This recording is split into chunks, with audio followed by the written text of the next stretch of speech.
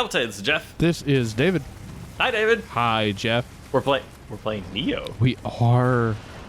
This is the end of the first half of the Battle of Sekigahara. Mm-hmm. We defeated a mini-boss, a mid-boss last time. It was still very difficult. This guy is much, much harder. Okay. This is Shima Sakon. He is a humanoid enemy. Okay. Which means that the humanoid enemy cheeses will work on him. Right, parrying and all that. Parrying and some other things, like all the debuffs and all of the things that can drain ki. But it also means that he's using spear combos that you can use. So a lot of his attacks should be fairly familiar. Mm-hmm. I don't know if for sure...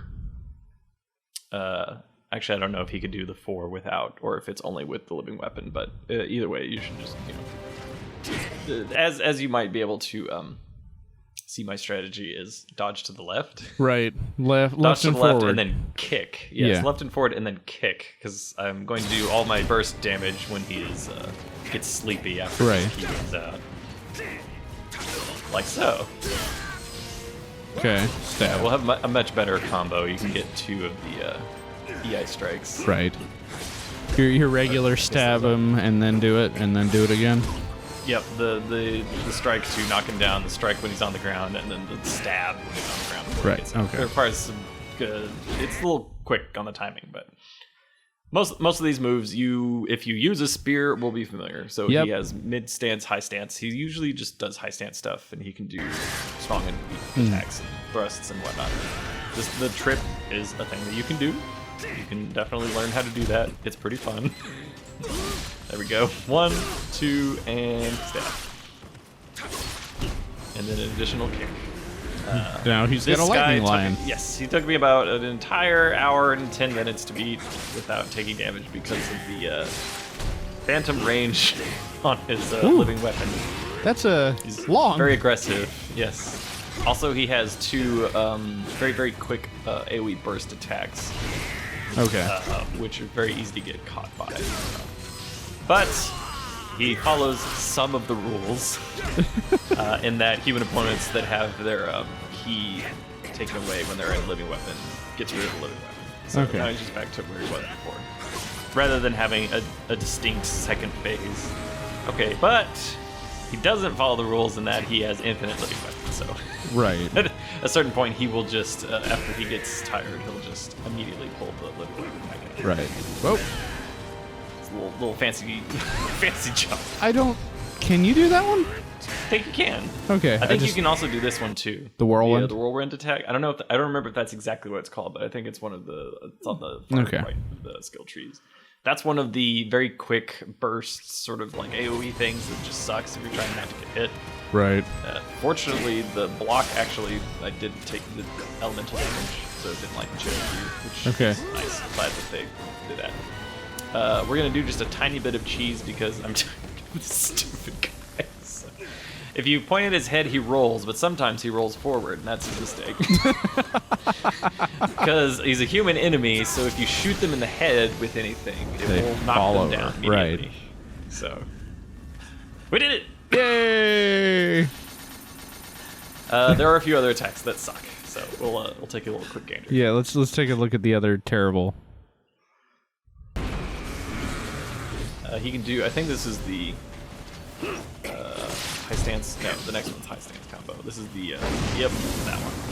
That one comes out so fast. It's like a Miyazaki dive. Oh, hey, look at that. That one is the one that ruined most or many of the runs because he just kind of jumps up and if you're not dodging right then, which is it's very, very quick, you can just take a little bit of damage because when he jumps up in the air, it does damage. Right. When it comes back down. A little bit easier to dodge when it comes back down. He also has some high stance combos that I maybe didn't dodge correctly around. Yeah, I'm seeing that one was fine. Yeah, and this one is a little bit wider. the high stance I think is like the strong attack combo, right? At least the one that he's doing. That wide second hit comes from his right side to his left side, unlike all of his other attacks. But that's basically it. He probably does some other stuff because he can pretty much just use spear combos. But yeah, that's it. He has all the weaknesses of a, I guess, advantages and weaknesses of a humanoid boss. So, and also it's a video game, so a little bit. you don't actually actually kill these guys. No, you just of course defeat you don't. them honorably in combat. Yeah, that makes perfect sense to me. So in the grand scheme of all the bosses that we faced so far, where would he be? So far, he is for doing without damage. He's so far the hardest of the ones for me, anyways. Just in general, though, none of the humanoid bosses are hard because of all the things that you can do to them. Right. Like, yeah. So parry, if you can learn parries, particular attacks, or you can shoot them in the head with anything, even if they roll out of the way. Like you can tell where they're going to stand up. So it's easily exploitable. Also, knockdown attacks, which you can do with your guardian spirits, like what is Daibawashi? Daibawashi? Man, I don't. What? It's been a while since I think it's Daibawashi. Is one of the ones that you can even like start off with, the sort of wind elemental bird. Okay. Just puts a little whirlwind in front of you. You can use guardian talismans, and that counts as knockdown. So it just knocks them down. Okay. So you can just be like, nope, and then you stab him on the ground, and then he gets back up, and then nope. It's good times. Of course, all the magic still works too. You can right, you can and slow down. Debuff the snot out of him and then just kick the kitten while it's down. Yep, indeed. All those things are true. Yeah. That is why the humanoid bosses are never individually the hard ones, in quotes. Although just like the extra moves they throw in on them. Well, let's see, what's his name? Psycho was pretty hard because he's very different. But he flies. He flies, he teleports, and also has a lot of long range attacks with his rifles. His rifle and his bird. So right. But yeah, there's a few more basically like regular dudes fights. Yeah, regular dudes lightning spear. Regular dudes flies. Well, I would say that the flying guy was maybe not a regular. Okay, dude, you're not counting this the flying guy as regular dude. Yeah, Otani the lightning or spear is pretty close to just regular dude. Yeah. Kind of like Munashige. Munashige was just like regular dude. Regular dude in big armor.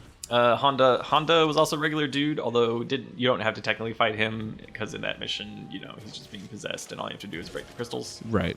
But there's like a side mission where you can fight Honda later. But he's another spear guy. Right. Nioh's pretty good. I like him. The next boss is the Gashodokaru. Which I think that's right. I'm pretty sure I remember these names. That one kind of sucks. We're just gonna cheese it. Okay, that's fine. Yeah, it's a very, very large boss, and the entire mission is just fighting the boss basically. Oh, okay. Shadow of the Colossus style, or no. You have to like unseal it, so you can run around and like get these pools and. Makes the fight easier, but you don't have to. You can just run right into the boss fight, and then there's like debuff pools, but you can purify them to give yourself an advantage. Okay, so kind of like the Hyperflan thing we fought a while ago. Yeah, it just has a very awkward hitbox for his feet because he's super tall, and like sometimes he'll just do like sweep kicks or spin kicks, and it's just like, okay, so this hits the entire area. Really? Like the whole area? Okay. 100%. 100%. Okay. Hope you have key, I guess. That's right. We're gonna cheese it nice and easy. Easy cheese. Yes, easy cheese. Using let's see. It's not Phoenix. It'll come to me again. Suzaku. Yes. Yeah. Suzaku. Or Suzaku, I guess. Suzaku maybe? Yeah. It's probably Suzaku. But awesome. Well, if you liked what you saw and you're looking forward to our next boss guide, feel free to head on over to our Patreon, and you can help support us there with a monthly pledge. If you can't do that, we would love a PayPal tip of anything. And if you can do that, tell friends about us. We'd appreciate it. Yep, that sounds like a deal. Mm-hmm. Nioh. Speaking of kittens earlier, today marks the 1-year anniversary of us getting our first kitten.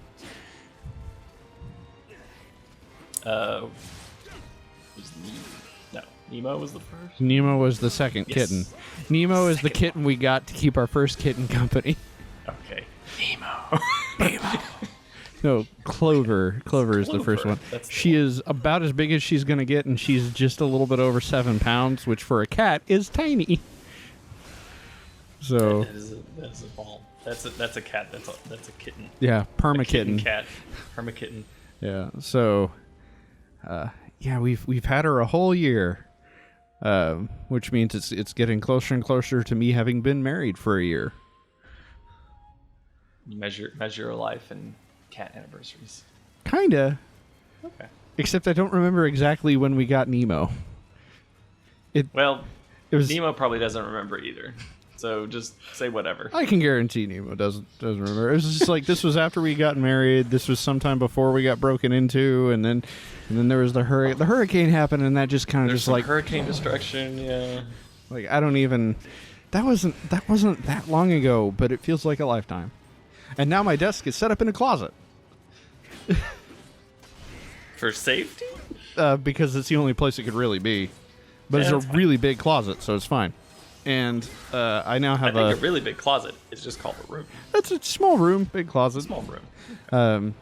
And thanks to the support of our patrons, I was able to get a little boom mic stand for my mic so that I'm not trying to cram even more things into this space. Much more efficient use of the space. Or a scissor boom stand, I guess is what this thing is called. It just clamps to my desk, and it's awesome.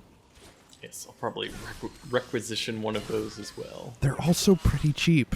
So. It's also nice. That's a nice bonus. Yeah. Has there ever been a good Sengoku era game made by a non-Japanese developer? Has there ever been a Sengoku era game made by a non-Japanese developer? I guess I don't really care about the period so much. It's just like, Japanese mythology sometime in the past. Doesn't even have to be that specific. Has a non-Japanese developer tackled that at all ever? The reason I'm thinking about it is because at Paris Games Week, which happened recently to this recording. Okay. They announced Sucker Punch announced the game that they were working on, which no one knew what they were working on. Sucker Punch is which studio? Sucker Punch is the one that did Infamous. Yes, I'm going to say. That sounds like it could be correct. I'm pretty sure it's Infamous. But no, not the movie Sucker Punch. No, not that. Not that. Different thing. Please, not that. Studio? Yeah. There's some productions. Okay. It was Sly Cooper and Infamous. Sly Cooper, that's where I know him from. Also, Rocket Robot on Wheels. I also know them from that, yes. Those are the things they've done. 3 Sly games, 5 or 9 or more Infamous games. They've done more than 3 Sly games. They have to have done more than 3.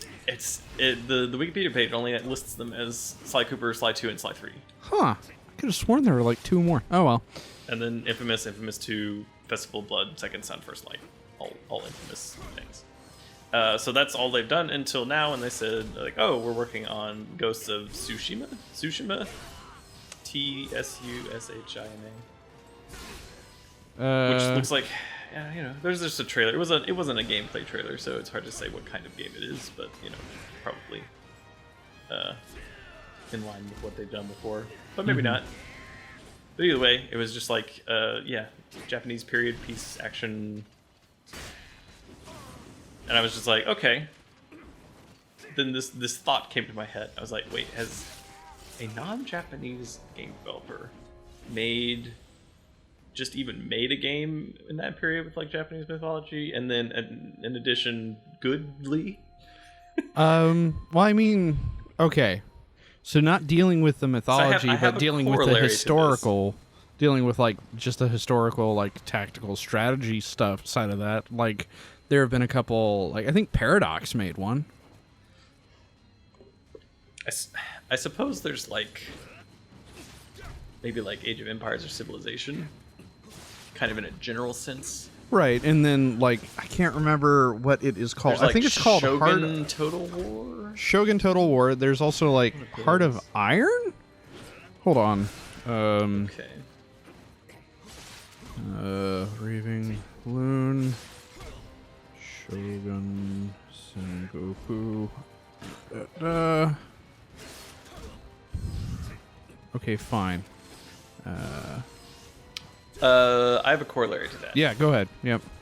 Corollary to that is, what is a good version or terrible version, as it first came to mind, of a Japanese game developer doing an interpretation of, let's say, American history, American mythology, European stuff. Now, European, just sort of like generic fantasy European style, is kind of well-trodden territory because there's the thing called JRPGs. Mm-hmm.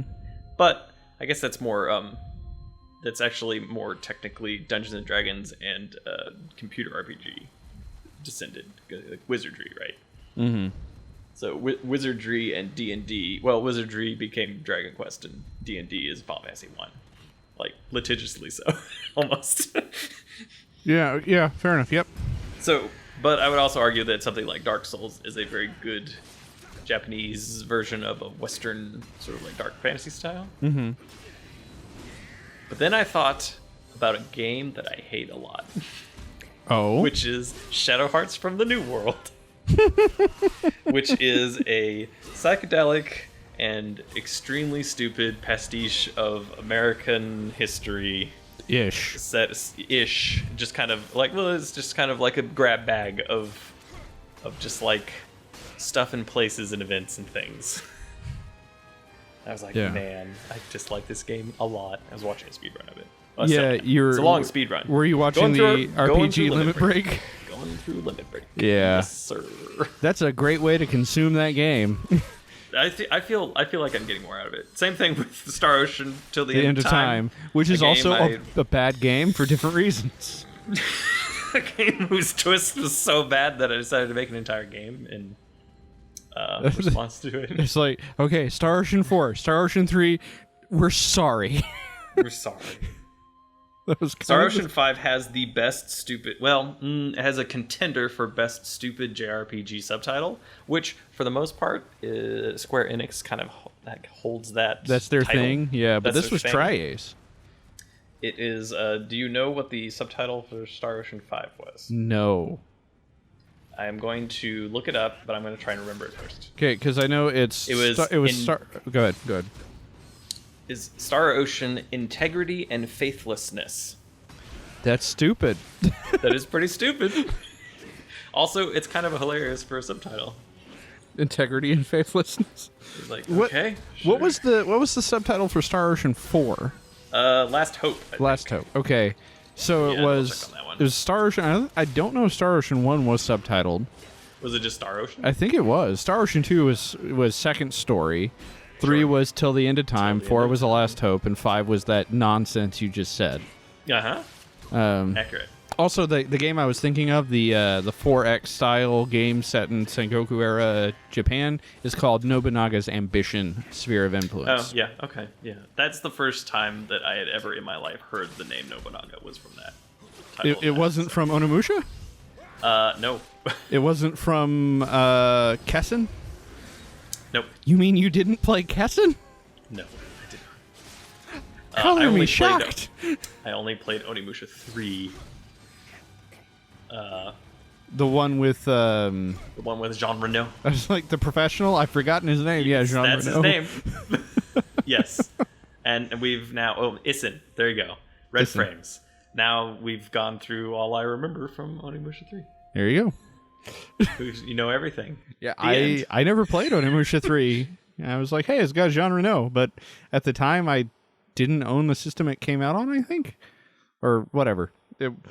I had to be very selective with the games I bought, and that was not one of the ones I wanted to buy. Understandable. Nioh.